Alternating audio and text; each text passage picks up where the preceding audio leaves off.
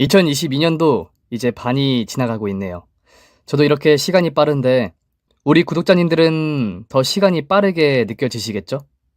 하루하루 최선을 다해서 행복하게 사는 게 정답이라고 생각합니다. 그럼 오늘 사연 시작해 볼게요. 저는 여기 채널에서 많은 분들의 삶 이야기를 재밌게 듣고 있는 50대 팬입니다.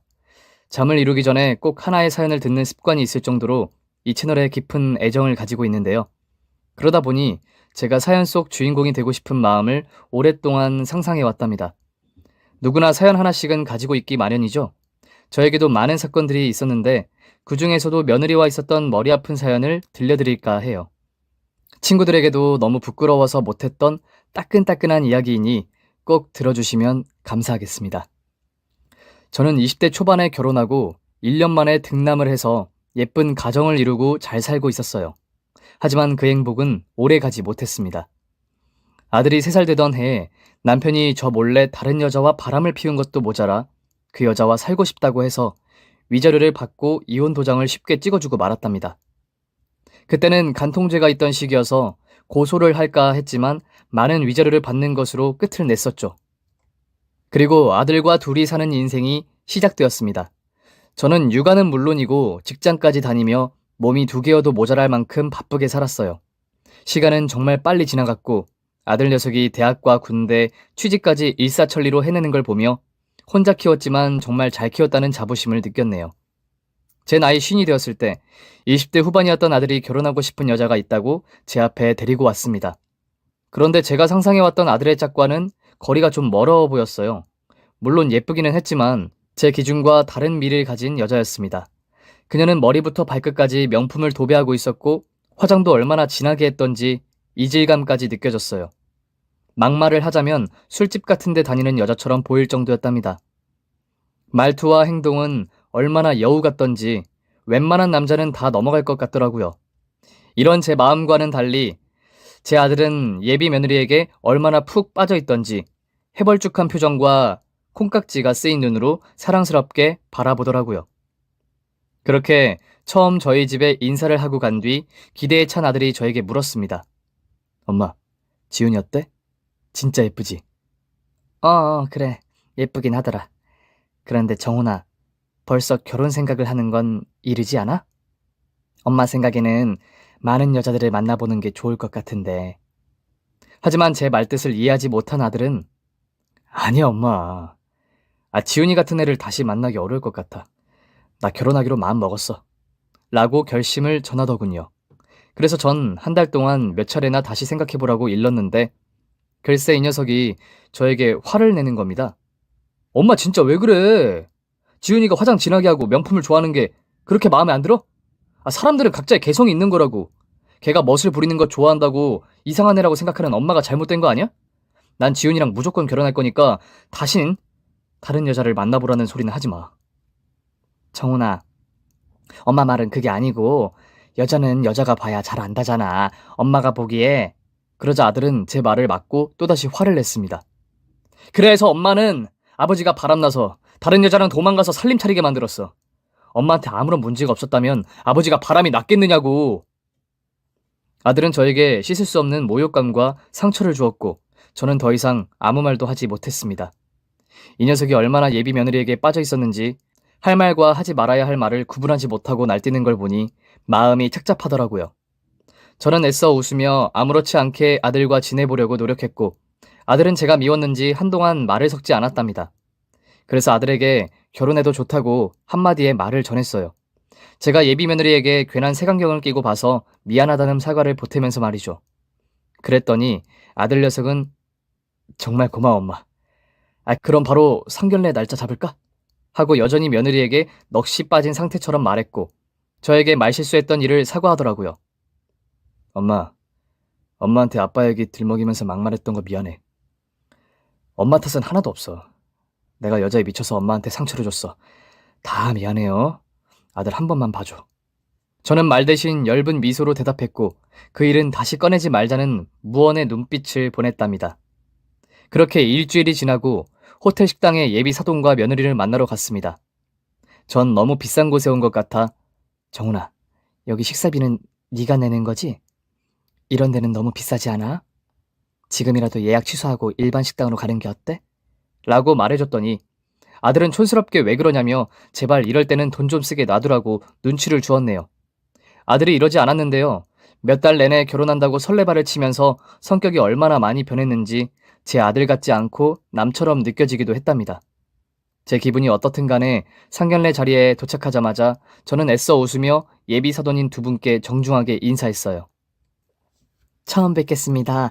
정훈이 엄마예요. 아, 반갑습니다. 그런데 사돈 복장이... 제가 멋을 부릴지 몰라 늘 등산복을 입고 다녔는데 그날도 역시 옷을 새로 사 입는 게 아까워서 평소 복장으로 나갔답니다. 그런 반면 안사돈의 옷차림은 며느리와 비슷했어요.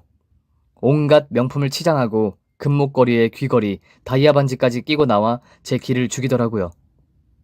제가 워낙 꾸밀 줄 몰라서요. 그런데 제 옷차림이 그렇게 나쁜가요? 다행히 바깥 사돈이 손을 내저으며 아닙니다, 사돈. 소탈하고 좋으신데요. 이 사람 한 달 쇼핑비로 제 카드를 얼마나 긁는지 아시면 놀라실 겁니다. 하고 말했고 안사돈은 입을 삐죽거리며 아무리 편하게 나오셔도 그렇지 때와 장소에 맞게 입을 옷은 한 벌쯤 있어야 되는 거 아닌가요? 라며 제 옷차림을 지적했습니다. 저는 무슨 말을 해야 할지 떠오르지 않아 그냥 엷은 웃음으로 때우고 말았고 곧 다음 화제로 대화를 이어갔어요.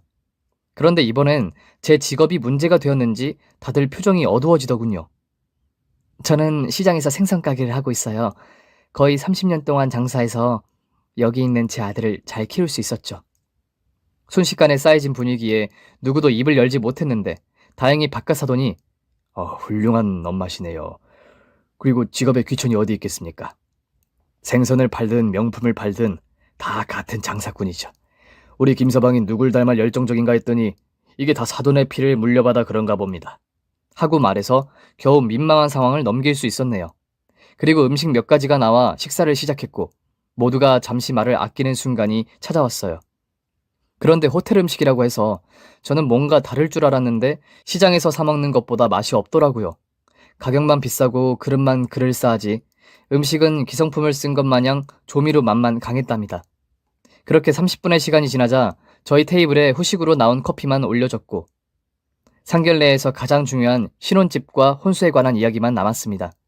안사돈과 며느리의 치장한 외모만 봐도 얼마나 큰 신혼집을 원할지 대략 예상이 되었답니다. 저는 이미 전부터 아들 신혼집만큼은 크게 해줄 생각이었기 때문에 사돈 측에서 원하는 곳으로 해줄 작정이었어요. 잠시 후 안사돈이 입을 열더군요. 저희는 너무 좋은 집은 바라지 않아요. 그냥 30평대 신축 아파트면 충분합니다. 사돈이 그렇게만 맞춰주시면 저희도 그만한 혼수를 맞춰드리도록 하죠. 아들이 살 지역이 서울이 아니었지만 30평대 아파트 값은 못해도 10억 가까이 되기에 부담은 되었지만 그동안 아들을 위해 모았던 돈을 아낌없이 쓰기로 결심했습니다. 좋아요, 예, 그렇게 하죠. 제가 쉽게 대답하자 안사돈은 조금 놀라더니 가능하시겠어요? 요즘 집값이 치솟아서 꽤 비쌀 텐데 라고 묻더라고요. 그건 제가 걱정할 일이니까 사돈은 혼수에 신경 써주세요. 새 아파트에 어울릴 만한 신제품들로요. 설마 할인 매장에서 살 생각은 아니시죠? 제가 세게 나가자 안사돈은 모든 걸 최고급으로 해주겠다며 신신당부했네요. 이 와중에 아들은 며느리 손을 잡고 얼굴만 빤히 보며 드라마를 찍고 앉아 있었답니다. 제 아들이지만 점점 꼴보기 싫더라고요. 저는 아들이 평생 저를 1번이라고 생각할 줄 알았는데 그건 제 착각임을 깨달았고 결혼하고 나면 찬밥 신세가 되겠구나 싶더라고요. 그런데 제 생각은 아주 정확했습니다. 아들이 며느리와 신혼 재미가 얼마나 좋은지는 모르겠지만 석 달이 지나도록 저를 한 번도 찾아오지 않더라고요. 그렇다고 신혼집으로 놀러 오라는 말도 하지 않았고 안부전화 역시 제가 먼저 해야 통화가 이루어졌답니다. 요즘은 시어머니가 며느리 눈치를 보고 산다는 말이 있던데 제가 딱 그 상황이었어요. 아들을 보러 가고 싶긴 한데 며느리가 싫어할까봐 마음대로 움직이지 못하고 언제 오라고 하려나 귀가 빠지게 기다리게 되더라고요. 그래서 1년 동안 4번 정도 같이 식사를 하고 그 외의 만남은 없었습니다. 그런데 이 정도 만남도 많다고 하는 분들이 많더라고요. 제가 시장에서 일하다 보니 저와 같이 시어머니가 된 장사꾼이나 손님들의 말을 들어보면 세상이 변했으니 며느리라는 공주님은 명절 때나 보는 게 서로에게 좋다며 그 이상은 만나면 시어머니가 간섭하는 걸로 생각하니까 저에게 며느리 만나는 횟수를 줄이라고 조언을 하더라니까요. 그래서 전 괜히 꼰대라는 말을 듣고 싶지 않아 아들과 가까이 사는데도 먼저 연락을 하지 않기로 했습니다. 물론 불쑥 찾아가는 일은 상상에서도 하지 않았고요. 그래서 며느리와는 거의 연락하지 않았고 가끔 안부를 묻는 아들의 문자에 잘 지낸다고 답장을 하고 지냈어요. 그런데 몇 달 뒤, 며느리가 쌍둥이를 임신했다는 소식을 알리려고 저의 집에 찾아왔고 저는 너무 기쁜 마음에 며느리 앞에 잔치상을 차려주었답니다. 두 사람 그렇게 죽고 못 살아 붙어 다니더니 이렇게 빨리 손주를 가져버렸네? 정말 축하해. 세아가 앞으로 몸조리 잘하고 내 도움 필요하면 언제든 말해주렴. 그러자 며느리는 바로 도움이 필요했는지 저에게 부탁이 있다고 말문을 열었답니다. 어머님, 제가 아이들을 낳고 일을 계속하고 싶어서 그런데 어머님이 애들을 봐주실 수 있나요? 대신 수고비는 챙겨드릴게요. 그래 엄마, 지훈이 지금 회사에서 승진 앞두고 열일하고 있는데 이제 와서 그만 포기할 수 없잖아. 장모님 댁은 여기서 멀어서 불가능하니까 엄마가 우리를 좀 도와줬으면 해. 저는 어떻게 해야 할지 잠시 생각하다가 손주 키우는 재미를 느껴보면 좋겠다 싶은 마음이 요동쳐서 그래, 내가 쌍둥이를 맡아주마. 생선가게야 직원도 있는데 맡겨두고 왔다 갔다 하면 되지. 그러니까 새애기 너는 다른 거 신경 쓰지 말고 몸조리나 잘하렴 하고 대답해버렸습니다. 그렇게 10달의 시간이 흐르고 며느리는 다행히 짧은 진통을 하고 쌍둥이 손녀들을 낳았어요. 세상에 얼마나 예쁘던지 제 심장이 멈출 줄 모르고 쿵쾅쿵쾅 뛰더라니까요. 제가 아들을 낳았을 때와는 또 다른 기분이었죠. 그리고 이 사랑스러운 아이들을 매일 볼 수 있다는 것에 너무 감사한 마음이 들었답니다. 저는 매일 생선가게로 출근하는 대신 아들의 집으로 출근했고 어여쁜 손녀딸들을 키우기 시작했습니다.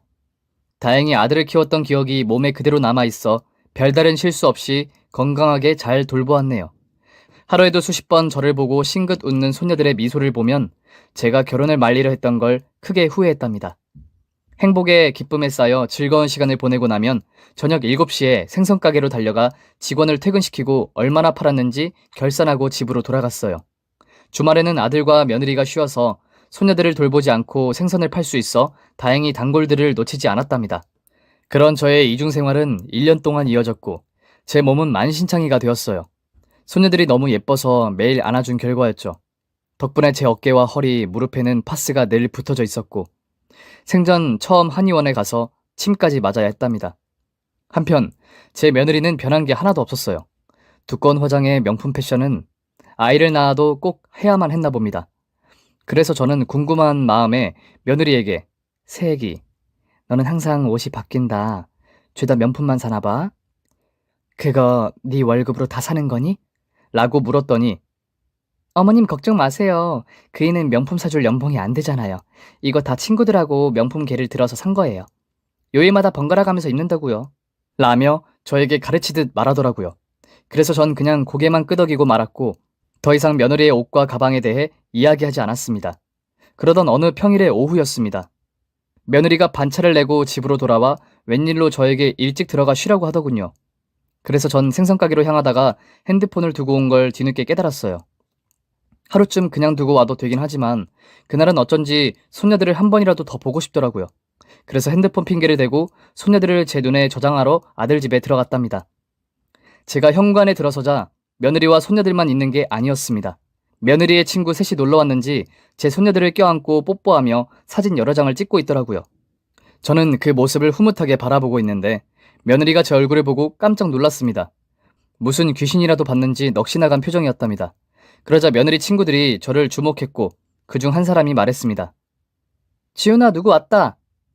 아, 네가 말한 그 보모구나. 맞아. 우리 애기들 봐주는 보모야. 무슨 일로 다시 왔어요, 아줌마?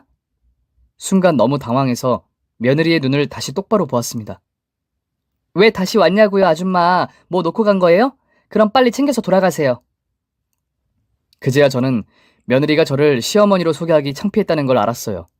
거기서 제가 며느리를 혼내는 것도 우스운 꼴로 보일 것 같아 허벅지를 꼬집으며 참았습니다. 네, 알겠습니다. 제가 핸드폰을 두고 가서요. 나이를 먹을수록 자꾸 깜빡하네요. 신경 쓰지 말고 재밌게들 노세요.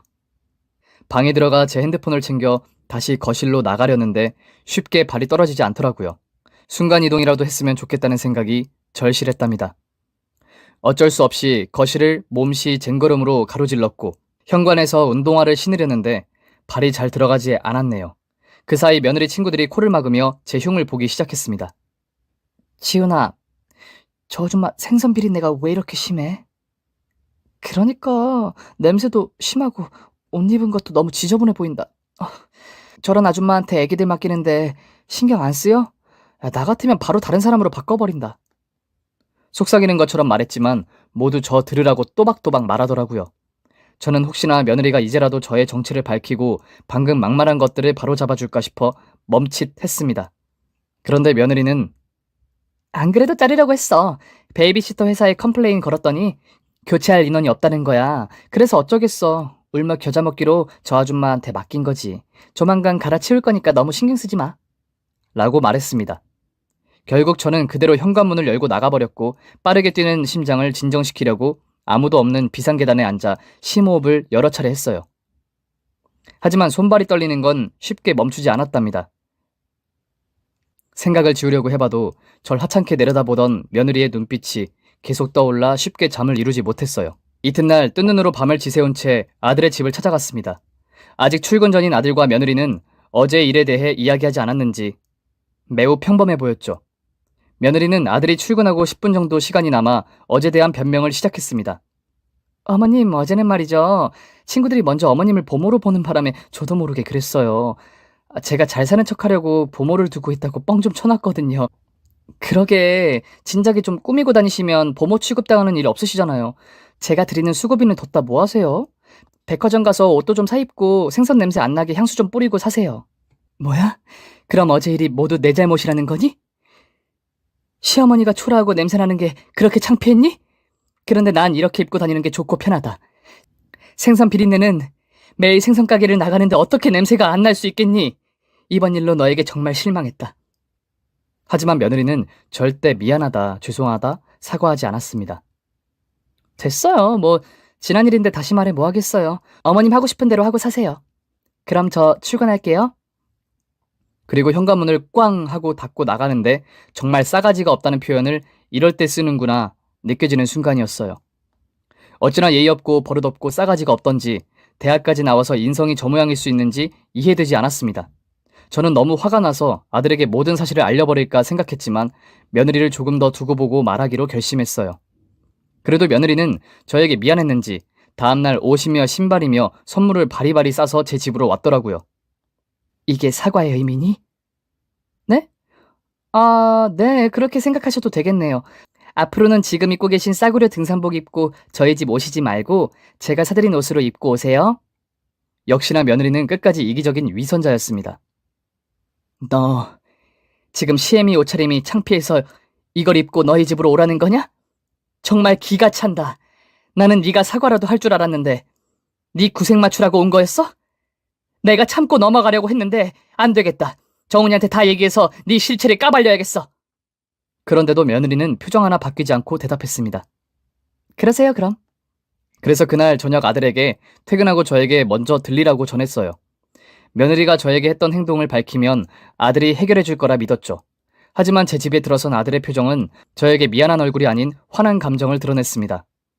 엄마, 지훈이한테 이야기 들었어. 친구들이 엄마한테 보모라고 하니까 지훈이가 말하기도 전에 엄마가 그렇다고 했다면서. 그런데 그 탓을 지훈이한테 하는 건 너무한 거 아니야?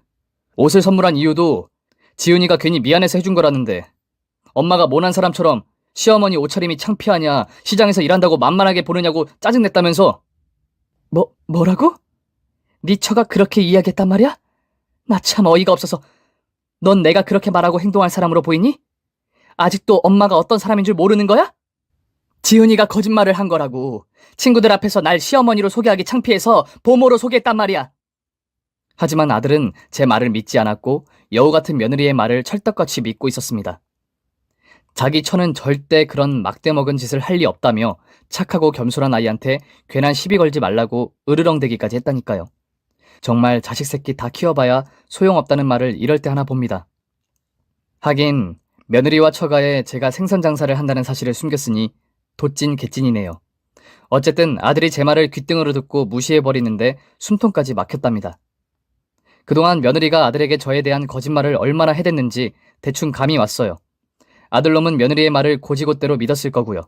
전 사과만 받으면 이 사건을 덮으려고 했는데 이렇게까지 벼랑에 몰리니 그냥 넘어갈 수 없겠다는 생각을 했습니다. 며느리의 실체를 낱낱이 까발려서 아들의 눈에 콩깍지를 벗겨버려야겠다고 결심했죠. 그래서 저는 때를 기다리며 조용히 지냈습니다. 주간에는 쌍둥이 손녀를 돌봤고 저녁에는 생선가게를 들르며 기회를 보고 있었죠. 그리고 몇 주 뒤인 일요일이었어요. 그날은 시장에서 생선을 팔고 있었는데 점심시간에 직원과 교대로 식당에서 밥을 먹었답니다. 그런데 식당 안에서 보이는 며느리와 저를 냄새나는 보모 취급을 했던 친구들이 보이는 거예요. 저는 드디어 때가 왔다는 걸 느꼈고 밥을 먹다 말고 식당을 벗어나 며느리 무리를 뒤쫓아 걸었습니다. 며느리는 쌍둥이를 태운 유모차를 끌고 있었고 친구들은 손에 비싼 커피를 들고 있더군요. 그리고 뭐가 그리 재밌는지 수다를 멈추지 않고 있었죠. 그러다 대화의 소재가 제 아들로 바뀌었고 며느리가 촉새처럼 멈추지 않고 떠들기 시작했답니다.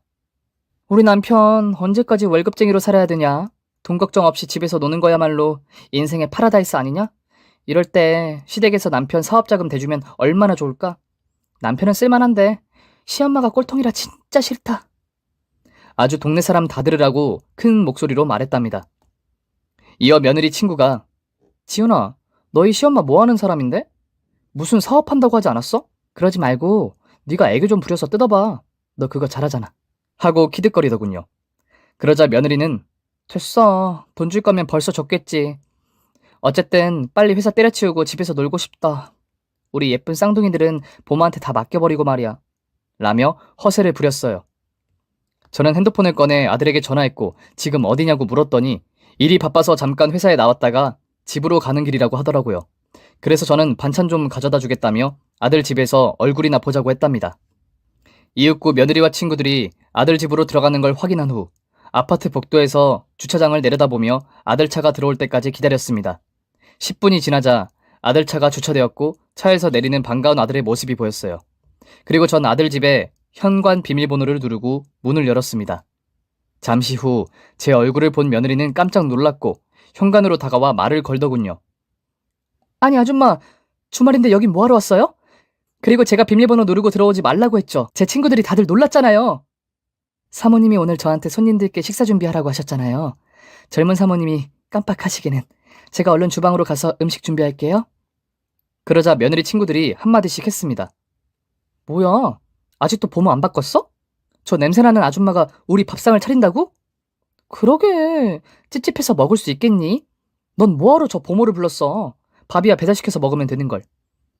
역시나 사람 겉모습 가지고 왈가왈부하는 건 여전했어요. 저는 꾹 참고 주방으로 들어갔습니다.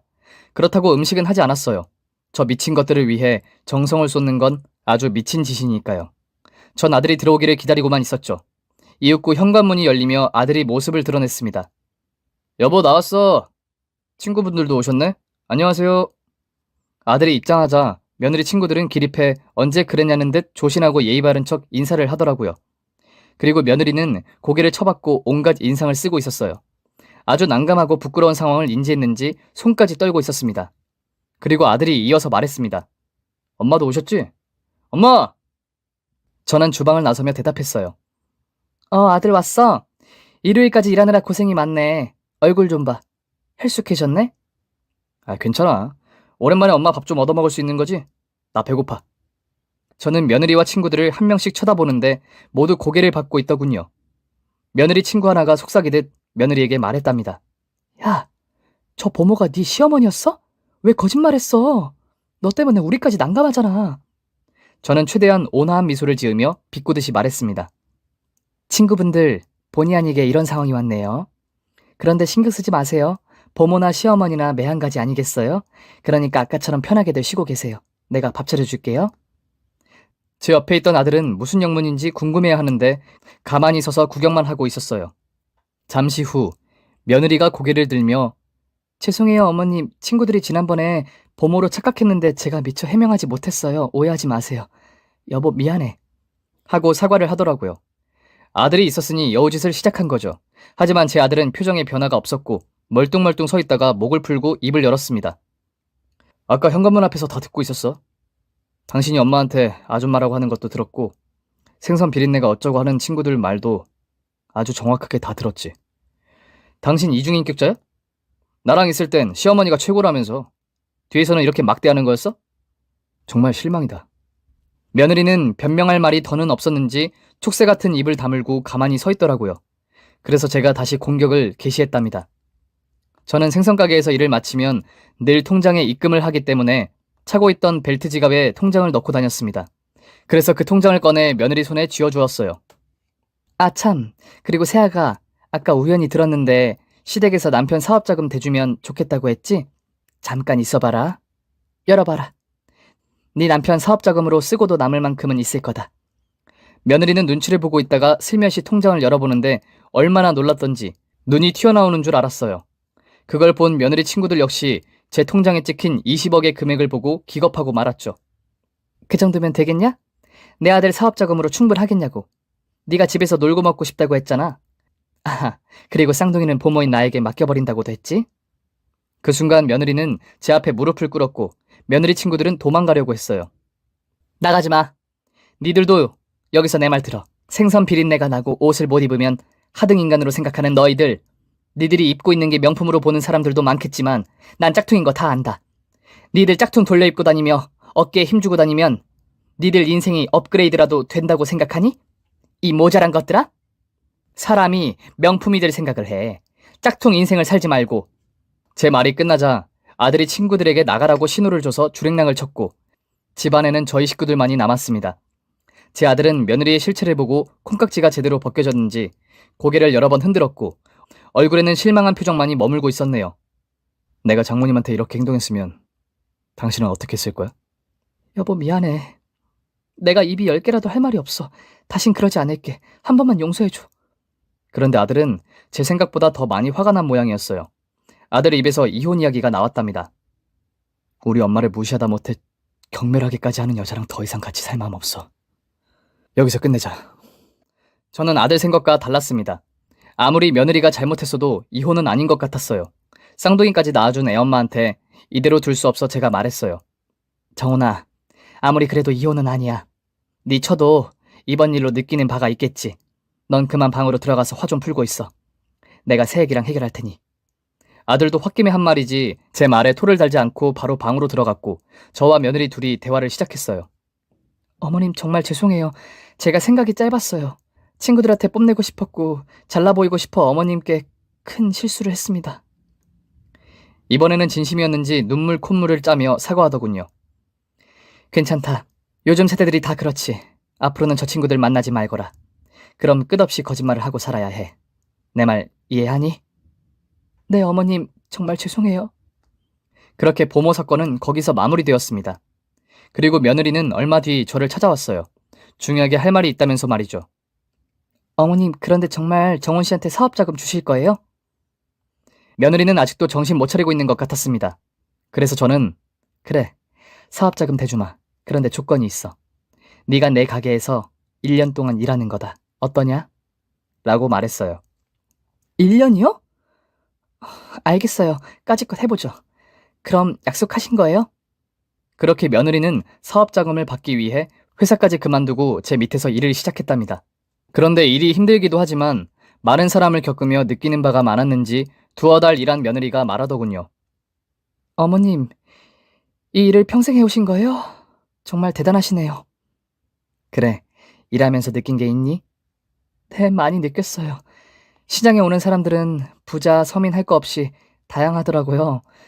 그리고 그 사람들은 모두 다를 게 없었어요. 똑같은 사람이었어요. 잠시나마 생선 파는 일이 하찮은 일이라고 생각했던 제가 부끄러워요. 어머님, 저 그냥 계속 여기서 일하게 해주시면 안 돼요? 저도 어머님처럼 되고 싶어요. 자식들에게 자랑스러운 엄마가 되고 싶다고요. 그렇게 생각한다니 고맙구나. 할 수 있을 때까지 해봐. 난 말리지 않을 거야. 그렇게 제 며느리는 개가천선을 했고 지금은 3년째 생선가게에서 일하고 있답니다. 얼마나 더 일할지는 저도 확신할 수 없지만 그래도 전보다 내면이 명품으로 된 며느리가 대견스럽네요. 사람은 고쳐 쓰는 게 아니란 말이 있지만 사람은 어느 정도 고칠 수는 있는 것 같죠? 저도 아직 인생을 덜 살아서 잘 모르겠지만 그렇게 믿고 살고 있습니다. 제 사연은 여기까지네요. 저의 며느리를 개조시키기 작전은 앞으로도 계속될 겁니다. 오늘 사연도 잘 들으셨죠? 구독과 좋아요 눌러주시면 제게 큰 힘이 됩니다. 그럼 장마철 건강관리 잘하시고 저는 다음 시간에 찾아오겠습니다. 이상 필립이었습니다. 행복하세요.